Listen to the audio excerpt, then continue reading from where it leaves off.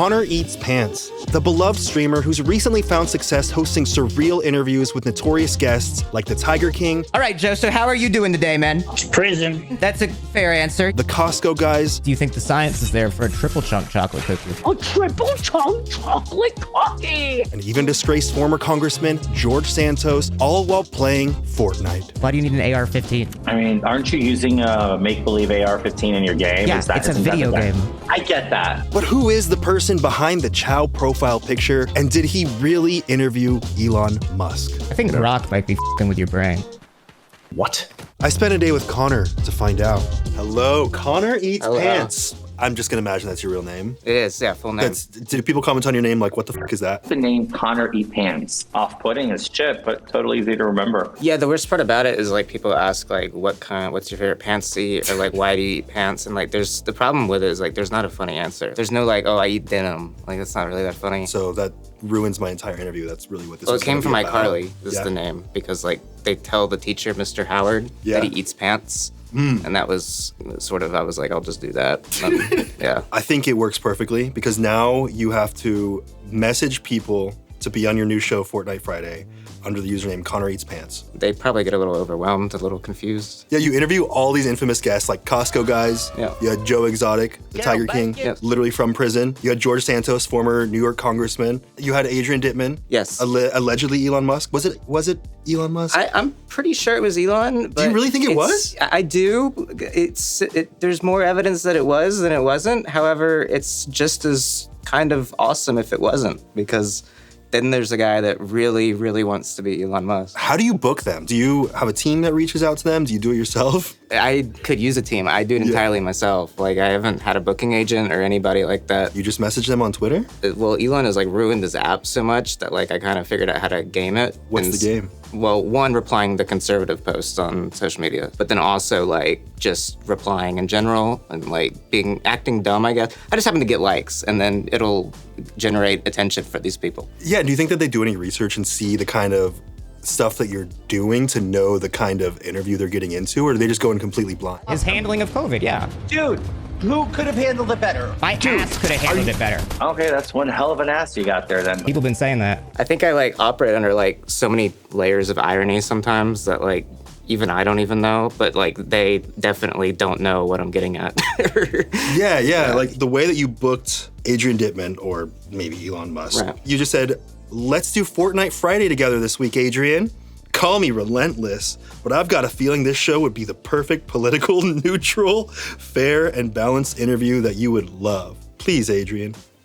Courage. What really got him was the one where I replied like, Adrian, if you don't come on my show, I will crash my vehicle into a highway median. Because that's the one that he sent me a message about and was like, hey, I'm down to do your show. Also, you probably shouldn't tweet these things. That's actually worked twice now, where that got the Hawk Tuah girl to follow me as well. That same tweet, or you also threatened to crash your vehicle into a highway median? I was like, Haley, if you don't follow me, I'll crash my vehicle into a highway median, and then she followed me back. Oh, so threatening. So, I wouldn't say like your life. Self-harm. I mean the vehicle. Threatening the vehicle. Yeah. These people really care about. I'd be like 35 miles per hour, perhaps. Like it wouldn't be like that bad. That works. It works. It works. I mean, again, like it's social media. Like the world's ending anyways. I might as well just around on the app. You are part of this beautiful disaster that we're in. Giving a platform to these absolutely insane guests. That's kind of how I look at it. I mean, not all of them are insane. There's a huge range of the type of people you talk to. There's some people where you can be more vulnerable and genuine and you know, more real, I guess. I try to make that clear too, because like it wasn't meant to be like I'm only getting controversial people. I just happen to kind of thrive in that environment where I'm messing with those people. So it wasn't about getting the Joe Exotics or the like that's awesome, and I love having that there. But I also had like McKenna Grace, for example, was a viewer of mine that came on the show. That she does like she was in like Ghostbusters and stuff. And I had like other people coming up that are like more like normal celebrities, but you know, the controversial people are also probably my favorite, just because it's so ridiculous that they're playing Fortnite with you. Yeah, and like debating politics with me over like a chug jug. You know, here, let's just pull up this clip. Teen though, like, why do you need an AR-15? I mean, aren't you using a make-believe AR-15 in your game? Yeah, it's a video game.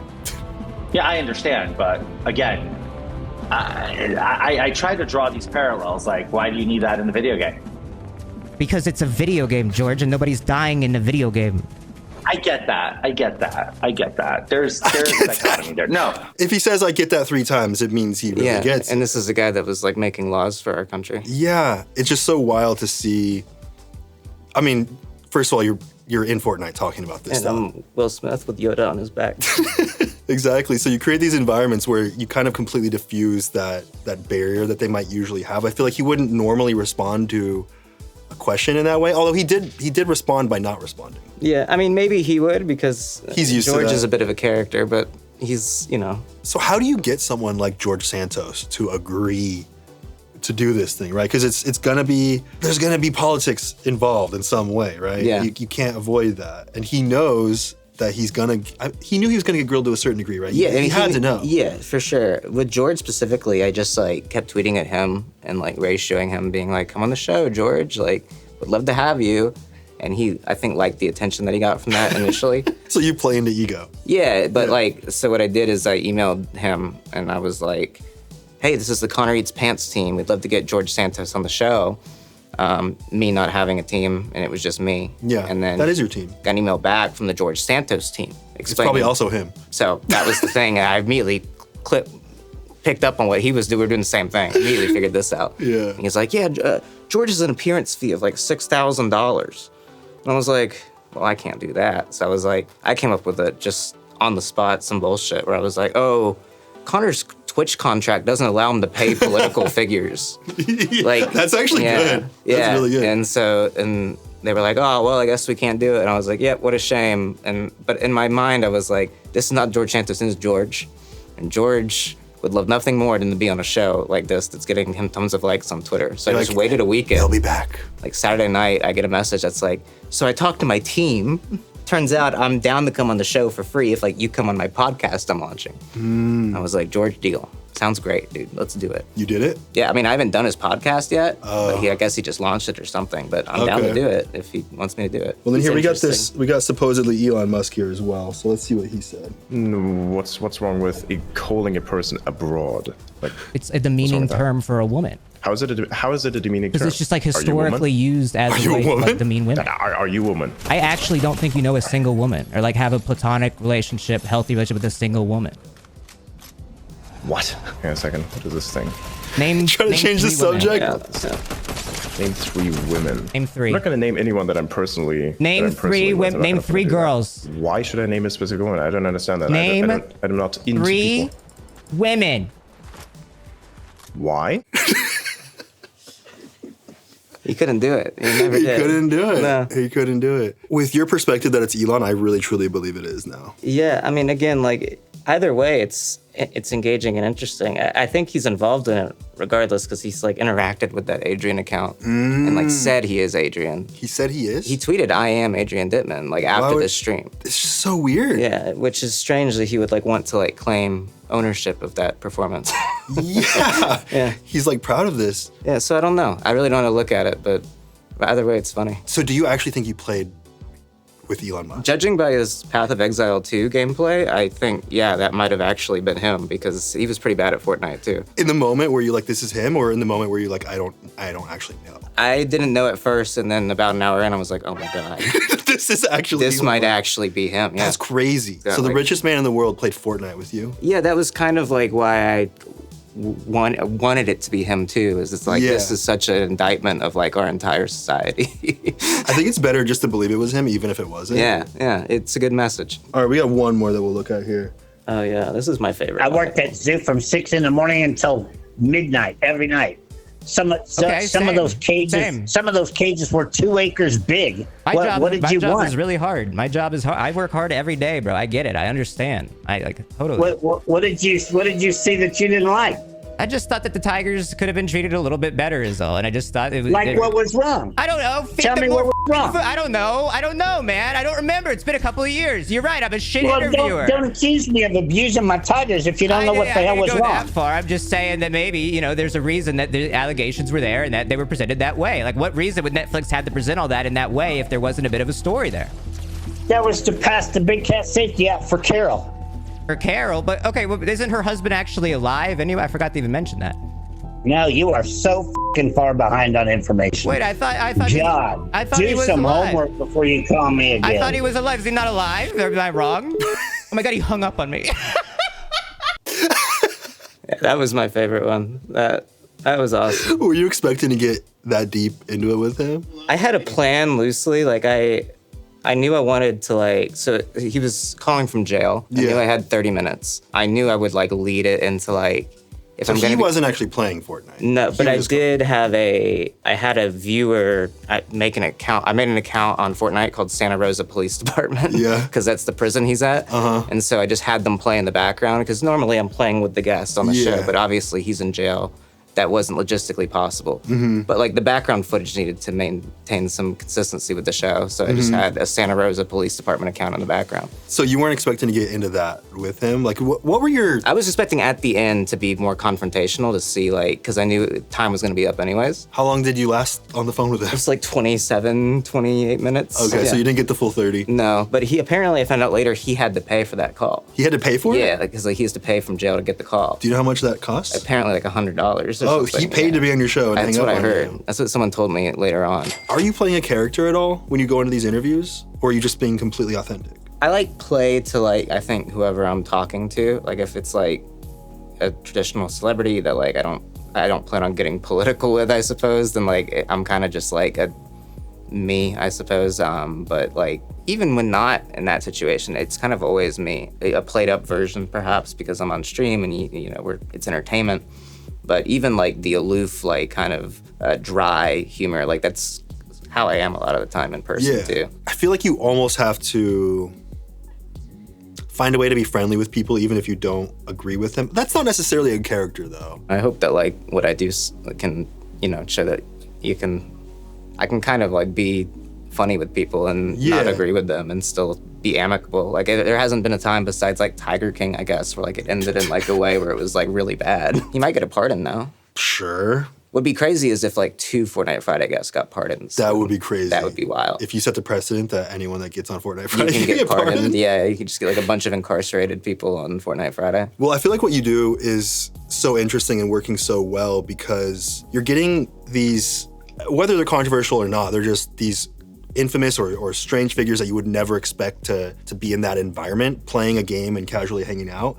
You kind of create this environment where it feels like you're just on a Discord call with friends. It does not feel like it's live or being recorded, like it's actually an interview. You're kind of creating this environment of authenticity, and you really lead with wanting to be more authentic, and that's kind of what the internet does want that now, but that also feels right for you. Yeah, I think for streamers especially, you kind of have to be somewhat authentic to most people are live so often that what you see is what you get for the most part. Specifically an interview format on Twitch or live streaming in general, I kind of just equate it to a game chat situation on Halo or Call of Duty, and so I kind of took that kind of interaction and made it a talk show sort of, and that was kind of how I was looking at it. How do you prepare for one of these interviews? Oh man, a lot of times I have a notes app thing. I write a bunch of questions during the actual show, and I can send this to you to show, but I'll do I'll make a mood board of sorts where I after making my questions and stuff, just the way my brain works, I'll associate different things with different images. Okay. And so I'll make a mood board of those images and put things near each other that might segue or whatever. And then Really? while I'm So you're interviewing based on an image mood board? Kind of. So then on my right monitor, I'll have this mood board or whatever. That's that, so if I smart. run out of questions or I would have never thought to do that. Yeah, That's it'll so smart. connect. I have it somewhere. I can pull it up. I just have text bullet points, and my brain is just doesn't work. Yeah, that way. I'll show you the George Santos one where I had all these. Was there just a picture of an AR? Oh, that one. There's Joe Rogan. Dude, yeah, that's so smart. That's so smart. Here, I'll pull it up. Yeah, I got to see it now. So this was on the right monitor during the George Santos stream. You just literally have pictures. You have Twin Towers. You have Hassan. You have Joe Rogan. You got Tomater. Yeah, at one point I do a Cars bit where I was who in Pixar's Cars would have voted for who? I love that your brain thinks in images. Yeah. Is this like a snapshot into your brain? I don't know if organize? It's like I look at Mater and I remember the cars bit that I'd written down. I've only ever used text, and I feel like my brain doesn't even work that way. I feel like images just work so much better. Yeah, no, totally. It's better than like a bullet point list of like questions that would sound like robotic if I go about them. These are a lot exactly because like, when I'm looking at the text, because like right now I have kind of like a teleprompter behind you that I can look at and cheat. Yeah.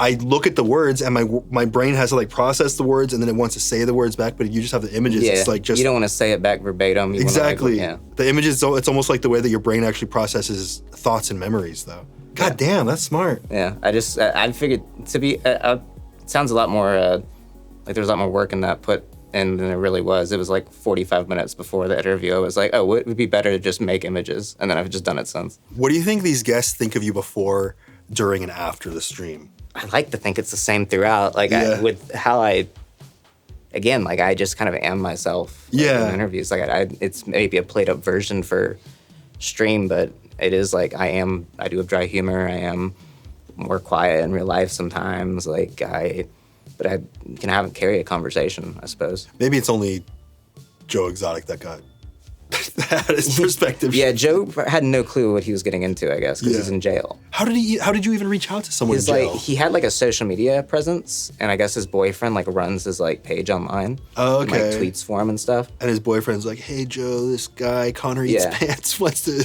he's done an interview because he'd done like some interviews with like mainly like conservative commentators. Yeah. He even mentions it in our interviews. Like I'm used to like talking to like Dan Bongino and folks. So, like this is new. I'm used to talking to people who just say yes to me. Yeah. Well, it's awesome that you mentioned that though, because even during the Joe interview, there's a moment where like right when he's talking about Dan Bongino, where I'm like, oh wow, really like the cream of the crop, Joe, and I can hear him laugh. Joe Exotic knows like who he's talking to are like conservative right wing like people like that, and so the fact that I called that out, like he was like, oh, like this kid like knows, he knows what's going on here. And then a second later, he told you needed to do more research, even though you did your research. Yeah, I mean, to be fair, I didn't do much research. He was like, because like a lot of what he would bring up is like season 2 of Tiger King, and I'm like, Joe, nobody watched season 2. You're like, I watched season 1, and that's all I needed to watch. Joe, nobody watched season 2. Yeah, like, that wasn't a thing that people did, and I don't think he understood that. So I feel like there was a time period on the internet where the more negative that content was, the more like dramatic it was, the more it made people angry, the more it was rage bait,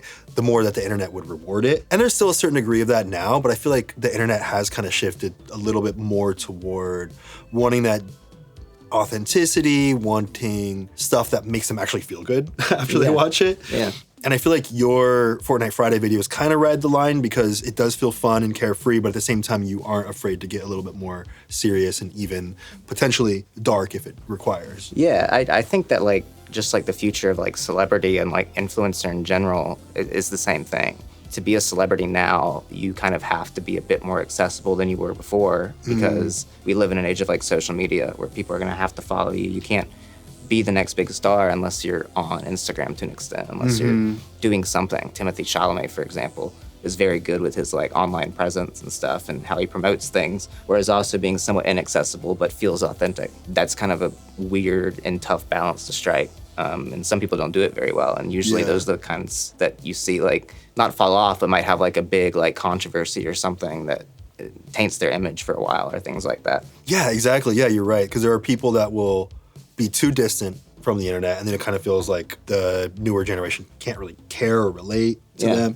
And there are people that are so deep in it that they give all of themselves, and they don't really know where the barrier is, and they're at the same time not being authentic while they're doing it. So then people like Elon, people see the holes there, and they're like, "What are you doing here?" And then it's so easy to push their buttons because they care so much about what people think, and then it just becomes so clear that they're only doing it to raise their own sense of self-worth based on other people's opinions about them. This is people call like streamers insane. It's like, can you blame them when they're actually presenting themselves like that much all the time? Like it's not very easy. So, but it does train you to like be hyper aware of yourself and what you say and think. And at a certain point, you have to be really authentic with what you do, and the way that you speak has to perfectly reflect your true authentic self, because if you're not, it is going to destroy you at a certain point, right? Yeah. If you're doing that many hours of wearing a mask. Yeah. You know I love a good outfit, but I hate shopping for one. Even when I can figure out what my size even is, the stores never seem to have what I need in stock. The crowds and the lines are always so frustrating. Who even has time to shop in person anyway these days? That's where Stitch Fix swoops in to save the day and my precious time. I just give my stylist my size, style, and budget preferences. I order the boxes when I want and how I want, no subscription required. Then Stitch Fix sends me personalized pieces and the fit always slays. I don't even know how my stylist does it. He just really gets me. It's like having my own personal stylist support agent in my back pocket at all times. And when it comes to getting dressed in the morning, I don't even know where to start. Going through my clothing rack can just feel so overwhelming. That's why I love having a Stitch Fix stylist. He really knows what works for me. I get pieces that make me look great, and it's a real confidence boost. No stores, no crowds, no stress, just personalized looks that you'll love. Stitch Fix makes it all so easy. Make style easy. Get started today at stitchfix.com/Padilla. That's stitchfix.com/PADILLA. Now let's get back to Connoreatspants. Well, you were telling me that you also have dealt with your own set of mental health issues throughout your life as well, and that kind of contributed to a lot of this in your approach to a lot of what you do. You were even saying that some of the stuff that felt like weaknesses in your life, kind of, you started leaning into it, and it's contributed to what you do as well. Yeah, I think that like I was pretty not lucky, but I'm glad that like I went through like a lot of like struggling with like getting diagnosed with different things and knowing what that means for me at like a younger age. How young were you? Probably was in like high school, so it was like between like 15 to like 17, 18 was when I got like most of like my stuff like not addressed, but like diagnosed, I guess. And that helped me like, I guess, identify with it earlier on rather than like not really know what's wrong with me later in life. So like I got diagnosed like as being like on the spectrum. I got mainly it was like OCD symptoms, ADHD, with that anxiety and depression as well. And so I missed like so much of high school. It was like ridiculous. Like I was just like not going to classes? Just not going to class. Like I had friends, I was relatively popular. I had no issue socially there. I just like didn't want to sit down in class and learn anything. I hated it.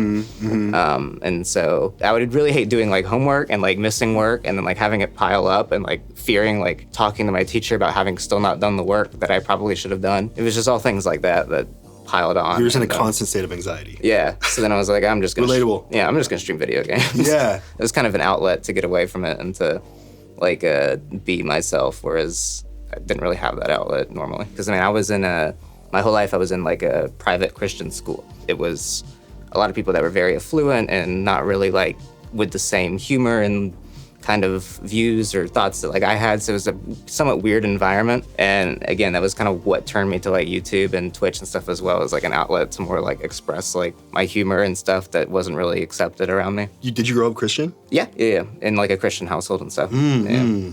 How did that affect you? Did it affect you? Yeah, I mean, I think that like it in like good and bad ways. Like it was, I think that like a lot of the good stuff stuck with me, but like, you know, again, like being surrounded in like a school specifically with that environment where it was like popular kids are like fake, like praying with each other and like acting very holier than that. It's a very strange setting for like a kid. So did you feel like an outcast at that time? I didn't feel like an outcast necessarily, but like I could identify problems with the environment that I'm in, and like I could see especially kids that were struggling arguably worse than me in their own place in the world and how they're acting. I could tell that there was an issue in the environment. We have one of your earliest clips that you ever made when you were like 8 or 9. Yeah. I'm so glad the internet as we know it did not exist when I was 8 or 9. Yeah, no, it's bad for a lot of kids. Okay, let's see what I'm this pretty lucky like. that my footprint isn't that bad. I haven't seen this. I just see the smallest child. Is this you? Yeah, that's me. All right, let's go. Hey guys, it's Milkshake. Milkshake? And I'm going on the it's like playground. a Fred-esque character.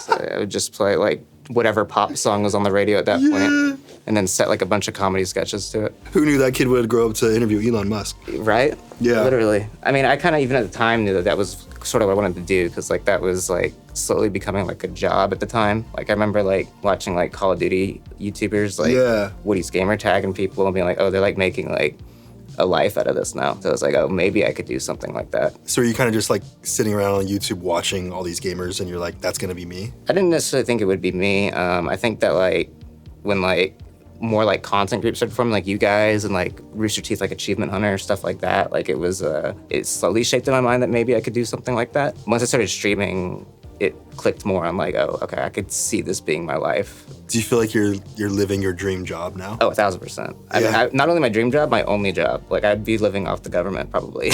Really? You think it'd be that? I don't think level? I could work a normal job. The only normal job I ever had was spinning a sign outside Little Caesars. Oh shit. Yeah, I would like spin the sign. Yeah. Go, like Little Caesars is that way. Yeah. And I did that for 3 weeks and then I quit. So you couldn't hang with school. You couldn't hang with sign spinning. No.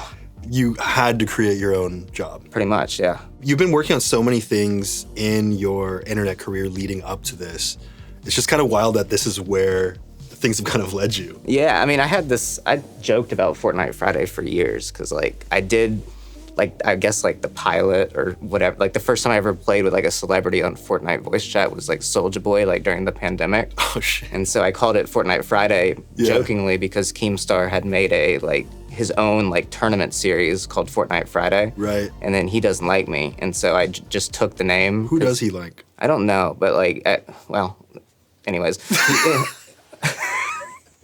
We'll leave that blank. He had this name Fortnite Friday, and then Fortnite was like, you can't like trademark that because it has Fortnite in it. Yeah. So then he changed it so he could make money off of it. So then I just took the name because I didn't care. Did this whole thing start with you mentioned Soulja Boy, but was there also a James Charles? James Charles was, that was Minecraft. So also a Keemstar event, funny enough. Oh, yeah. Hey, James, have you met my friend JSCHLATT? He wants to be a sister. Keemstar's Minecraft Monday years ago, where he did just paired people up to like do Minecraft duo like Hunger Games or something. Mm-hmm. And it was a terribly managed event, but it was kind of funny. Do you feel like where you ended up kind of started in that era, that time?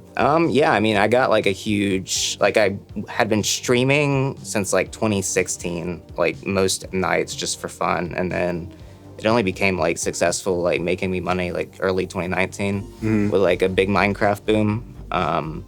Just right place, right time. I wasn't like a Minecrafter, I just happened to be doing that at the time. And yeah, and then that led to Minecraft Monday with James Charles, for example, things like that. What do you think that taught you that you were able to bring forward with you going into Fortnite? Yeah, I guess looking back, that was kind of like the first time I had streamed with like a big figure. Like back then, I probably averaged like 200 like average viewers with my normal content on Twitch, and got paired with James. And at the time, it was prior to like any controversy or anything, I think. So it was like a big deal. And yeah, I think pretty quickly I just kind of fell into like, oh, like I am just like talking with somebody on a game. Mm-hmm. And it led me to kind of always look at an interaction like that online in that way. It made me feel more comfortable. Yeah, kind of set the precedent of like someone that's not normally seen playing this game having a casual conversation. Yeah, like I can't imagine doing anything like what I've done recently, like in this kind of environment. I mean, it's kind of wild that you, and I've also had SCHLATT on here and a lot of other people who, I wouldn't say you got your start, but like that's where you kind of solidified your presence to a certain degree. Like I've had like a bunch of different kind of circles that like I've been involved in and associated with, but like yeah, that was funny. Like there's a lot of people that have come through that, I think. Like, that have been on here, funny enough. Like me, SCHLATT, Tina, Nikki, even more. Yeah. Tommy, Dream himself. Yeah. Kind of. All the hitters. Yeah, all the big hitters. You used to live with SCHLATT? Yeah. That's my best friend, dude. I had no idea you lived with him. We both got our big like boom that early 2019. We both like exploded around the same time and became like associated with each other through like Minecraft stuff, like bits we would do together. And then we moved to Austin together in 2021. Do you have any crazy stories from that time? He comes home from Best Buy one day and is like, look at what I bought. And then it was this TV that can rotate in the living room. And so he laid down on the couch and showcased this. Takes 30 seconds for the TV to turn to a vertical format, and then he would just AirPlay his phone and scroll TikTok.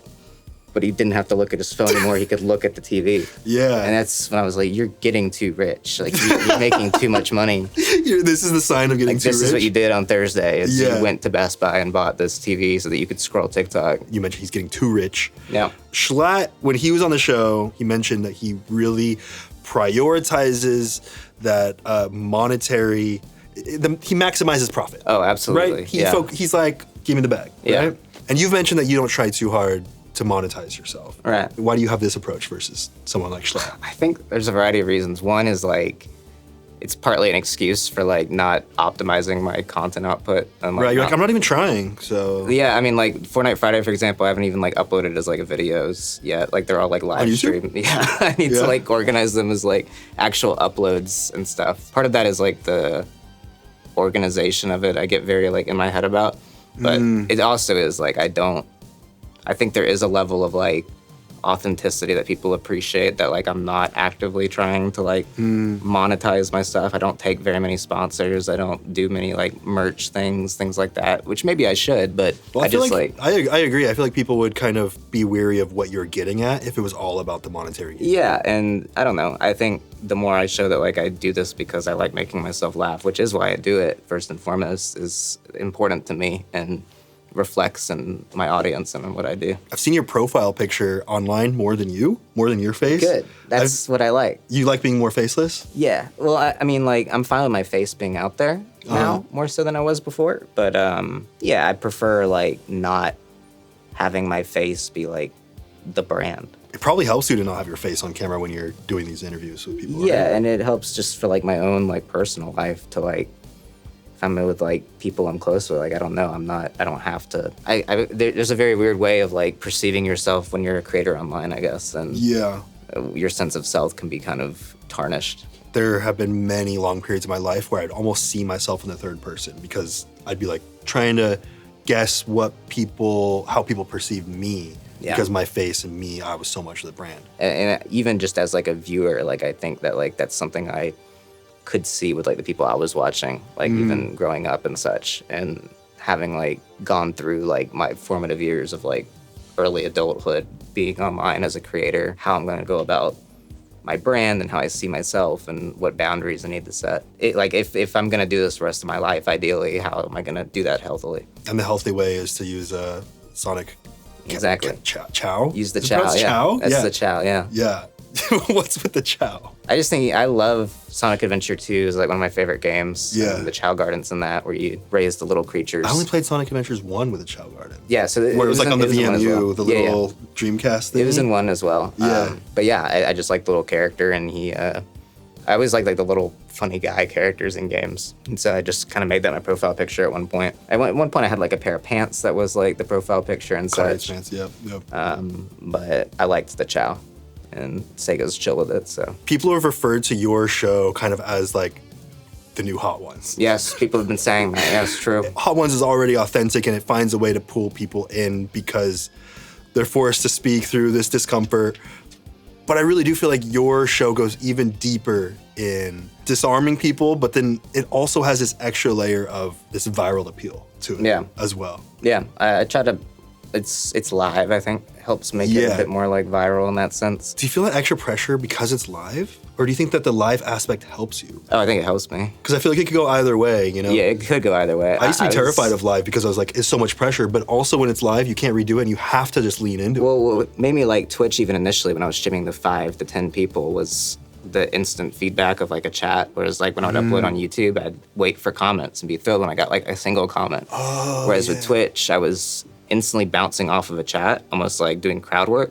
And then it also played into like improv skills a bit, which I did improv in middle school. Some of that kind of carried over. And so Twitch and live format just kind of made sense to me. Yeah, and I feel like you don't even have the opportunity to overthink it and think like, what are people going to think? What are they going to say? Yeah. Because they already said and thought the things that they were going to say. Yeah. It's like instantly. Yeah, and I think that like my biggest anxiety of like I dealt with growing up was like being like perceived and how I'm being perceived by other people, not in like a self-conscious way, but more in like are people actually picking up like what I'm trying to present to the world and like how I'm like my intentions are right and people see that. I think that like being live and in streamer space and online on the internet for the past couple of years made that challenging because I felt always constantly perceived, and at a certain point it just blended with myself, where now I'm a lot more comfortable being on camera and doing things like this because now it's just part of me. When you went into doing this, were you like, this is gonna hit? Or were you just kind of doing what just felt right? I mean, I had like joked about it with my chat for years, like, oh, whenever a celebrity or something would come in my vicinity, I'd be like, oh, like FORTNITE Friday with so-and-so coming up. And then I'd actually just started doing it last year with like Jacob Sartorius, I think was like how I launched it. Yeah. Or relaunched it in a sense. What was your goal going into that, if that was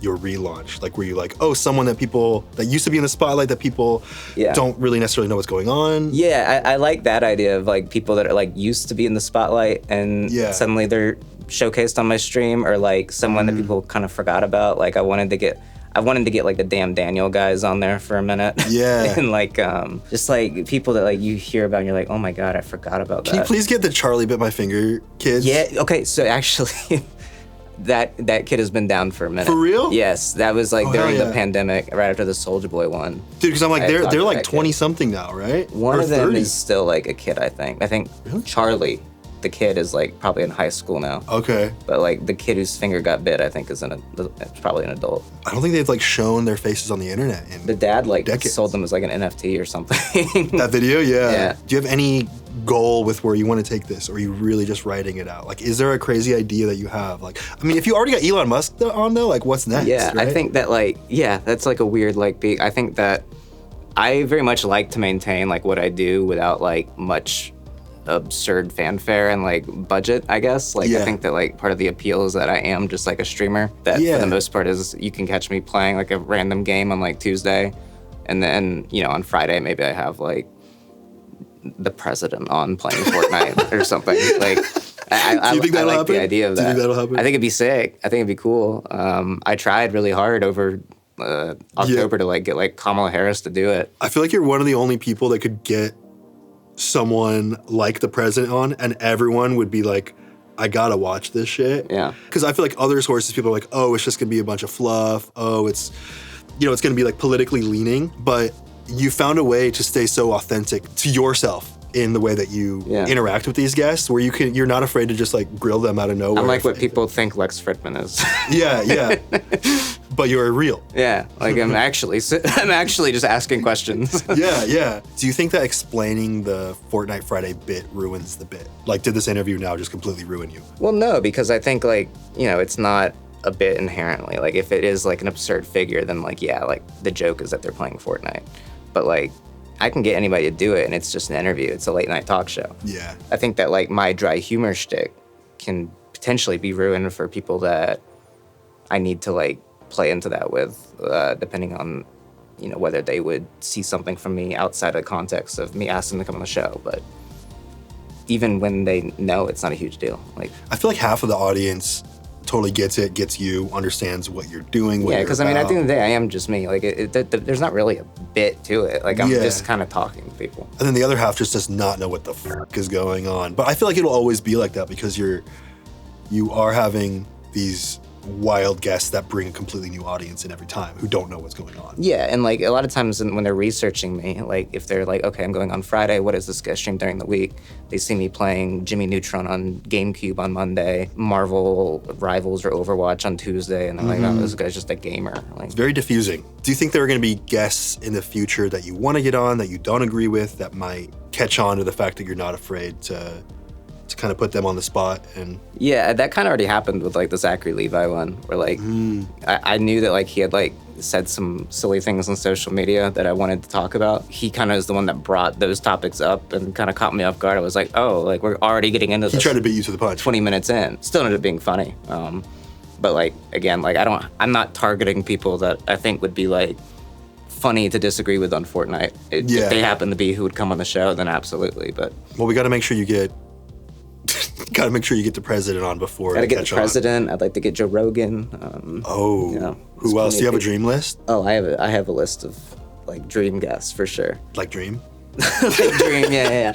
I mean, do you want me to name some on the list? Yeah. I want Miranda Cosgrove. Yeah. I feel like Miranda, I know you're watching. Yeah, I think iCarly needs more credit for like actually establishing like the streamer kind of culture. That's now. true. That's like true. I think that like it's actually pretty crazy how much that show like got before it was a thing. And your name is from there, so you have to. Exactly. Rudy Giuliani probably watches the show. Rudy watches the show. He would be great. Yeah, he's sitting there just wiping his dye off. His dye off of his face. Yeah. No, I didn't say that, Rudy. That was Anthony. Yeah, we're cutting that out, Rudy. Don't worry. That was Anthony that said that. I'd have to consult my list. Soulja Boy being back on would be a dream. There's so many. I mean, there's just Mark Zuckerberg. New Zuck, the one that's like cooler. New Zuck. I think the divorced. Zuck. Yeah, and he has like a new haircut. and goes on Joe Rogan. He's cool now. He's cool now. He's just one of the guys. He's just the Zuck. Yeah, he's chill. He's the Zuck, and he doesn't give a fuck. Exactly. See, he should probably use that. I'm sure he has. I'm sure behind closed doors. Like they've workshopped it. Yeah. His like PR team that changed his look. I can't tell if he's really just like, I'm cool now, or if his PR team's like, what'd be awesome is if that's what it is if he was like everybody around him was shocked. Like his PR team too is like, what happened? He's like, I'm a cool guy now. He just found himself. Yeah.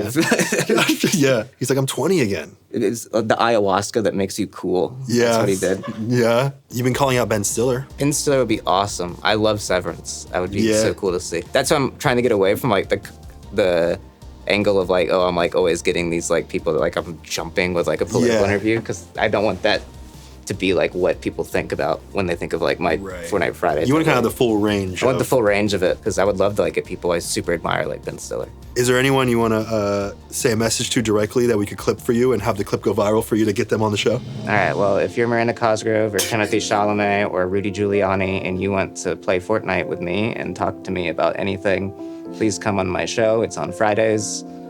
I'm Connoreatspants. I was on the Dream SMP.